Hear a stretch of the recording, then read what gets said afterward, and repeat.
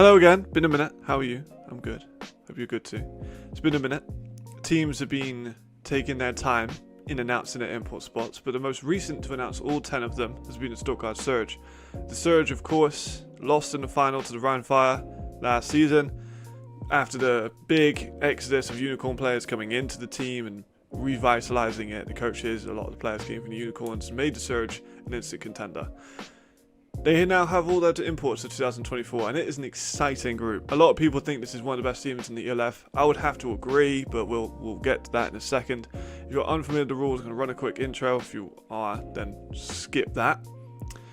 And let's get right into it. If you're unfamiliar, we use Hamburg as an example. Hamburg is a German team. They get 4 A imports, which count as Americans, Canadians, Japanese, 6 E imports, which count as anywhere outside the country's residence, so in this case, Germany. You also get players like Madden Siestro, who is German and Spanish, holds citizenship in both. He went to the Madrid team this season as an E import because he has started playing football in Germany and not Spain. Right, let's get straight into it. We're not going to mess around. Daryl Stewart Jr. is one of the best receivers in the league. I've said it. He only played 8 games but got 754 yards and 5 touchdowns. In the playoffs, he had the best season in the playoffs for a receiver in the history of the ELF. 3 games, 545 yards, 6 touchdowns in 3 games in the playoffs is disgusting. He has some of the best hands, he has some of the best routes. He is a very, very, very fast guy. Majority of deep threat. And some shorter intermediate stuff, but I would like to maybe see a little bit more intermediate work from him. But he gets over the top of DBs, he's super experienced, he knows how to run routes correctly, and he really does have like technical ability. For me, it's all-star. Like it's not really much of a debate. Daryl Stewart Jr. is a real fucking deal when it comes to ELF wide receivers. And I think this season he's in that favourite category to go over 1,000 yards. Especially with Reilly Hennessey, who we'll get to in a minute. But for me, Daryl Jr. lock in at all the ELF. From one receiver to another, we'll go to Yannick Meyer. Yannick Meyer is, and I've said it before and said it 100 times, one of my favourite players in the league. So fun to watch, so fast, so quick, can block pretty well, good hands. Achieved 770 yards and 5 touchdowns last season because he was with Lewis Geyer and with Stewart and with Bryce Nunley earlier in the season. Lots of receiver talent, and he still manages to become one of the standouts. For me, again, he has been an all-star. He was second team all-ELF last season. One of the best European receivers in the league, and I think he could be another one of these guys. Kind of difficult because one of them likely isn't going to be an all-star. But I would bet on one of them being an all-star, and I would bet quite a lot of money on one of them being an all-star. Because as far as Europeans go, he's the top. As far as Americans go, he's the top. So one of them is probably going to make it to an all-star vote. Nicholas Kandar, the running back from the Black Panther Thuron, used to play over there. He is very underrated. He's 30 years old, so he's a little bit older for a running back, but in Europe it doesn't really have the same ramifications as it does in the States. He only played 4 games last season. He was kind of a late replacement because the French League started and then it ended kind of midway through the season, but he managed to get 5.62 yards per carry. He managed to get 253 yards in those 4 games, none of which he started technically. Got 3 touchdowns as well. He's a baller, had multiple games over 100 yards. One of the most patient runners in the backfield in all of the ELF. Like, he waits for gaps to open. He isn't necessarily the fastest, especially in like open field speed. Good cuts, patient in the backfield, will get you 5 yards. Like, pretty much guaranteed. So, for me, he starts over a lot of running backs in this league. He is an E import. Obviously, he is a French player. I'm going between these two because, you know, he's only played 4 games. It's a small sample size, and he split carries with a couple of other running backs. But I would take him over quite a few others, so I think I'm going to put him in as a starter. He's very, very talented. He's very experienced. He's been around Europe. He's shown that he can do it at a high level, and he's shown that he can do it in the ELF. I'd just like to see a little bit more. You know, 4 games isn't that much of a stretch when it comes to his regular season performances. Played 3 games in the playoffs as well. Weirdly got exactly the same amount of yards and 1 touchdown, but did fumble the ball twice in the playoffs, which is obviously a concern. It is a step up when you go into the playoff games, but, you know, not great to see him fumble twice, and that's probably why he's going to sit as a starter. Simeon Akonta-Warso is who we're going to go with next. British linebacker, so explosive off the ball. Like, there's a reason why he went into the CFL and a reason why he spent a couple of years over there. He is so explosive off that first step and on the second step, and his acceleration through it is incredible. Would like to see a bit more pass coverage stuff, but as far as athletic linebackers go, Simeon's a lock. He played in 7 games last season, got 7 tackles for loss, got sacked, got over 20 tackles. Small sample size again. He played for Hamburg, he played for Munich for a bit. There was something going on there, and he transferred mid-season, but he's a starter level for me, quite easily. Good edge into all-star. We need to see a little bit more of him. Linebacker-wise, I don't think there's that many elite linebackers in the ELF. Like, there's more than there was, but I think that for that reason he could sneak into ELF, all ELF. And because of this receiver dichotomy we have going on, I'll probably put in between just to separate up a little bit.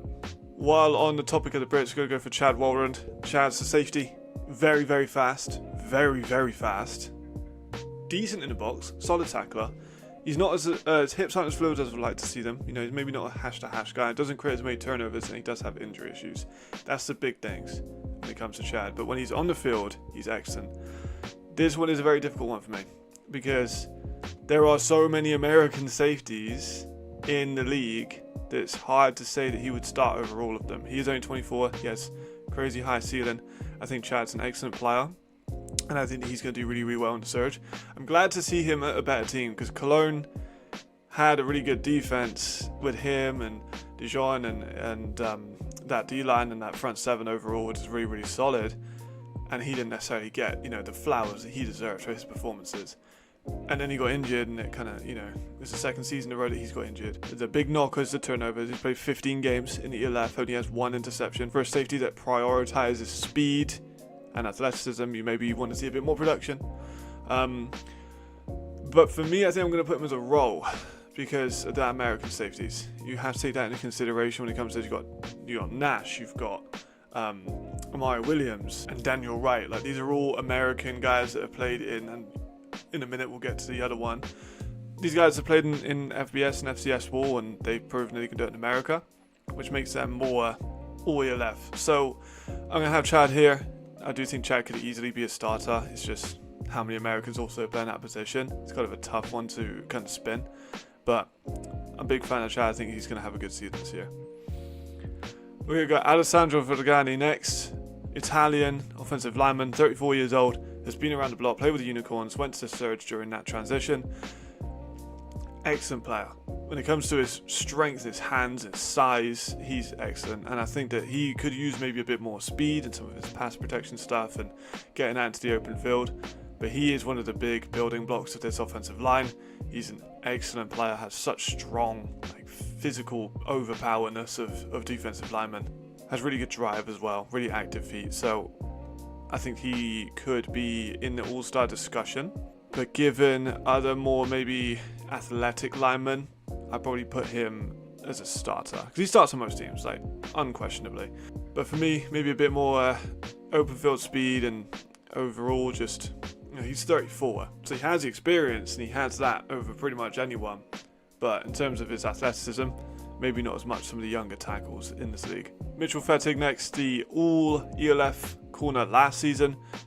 Great fluidity, does transition well between players in coverage, makes plays in the ball. Had 4 interceptions last season in the 12 games that he played. I think I'd like to see a bit more run support from him.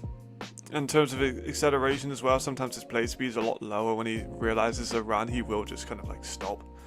So I would like to see more of that from him. He's proven he can be all ELF corner. It's going to be real hard, I'm not going to lie, for him to keep all ELF, but I'm still going to keep him in that area. There are a lot of really elite corners. Same with the safeties, DBs, just, it's American DBs. It's the ELF in today's landscape. It has to happen. But he's been there once. I think he can do it again. Same with Yannick. It's kind of like a similar situation where they're at the top of their field, but that field is so oversaturated with talent that it's going to be hard for the one of them to get into it. But I think they can. I think he has the talent, absolutely. Chris Malumba, Finnish defensive tackle, played at Colorado a few years ago, about 6 years ago in 2018. Got 1.5 sacks in his career there. Was a big run-stopping player. Went to the Hamilton Tiger Cats, is now returning back to Europe. Hard one to grade again. Has not played consistently in a few years. He's going to be one of the better interior linemen as soon as he steps through the door. Does he start with Evans Yoruba? I don't think so. Or Jason and Ryan Fire? Maybe not. It's those top three, and then you've got people like Azan Zetterberg who go unsigned at the moment, currently. Interesting they didn't bring him back.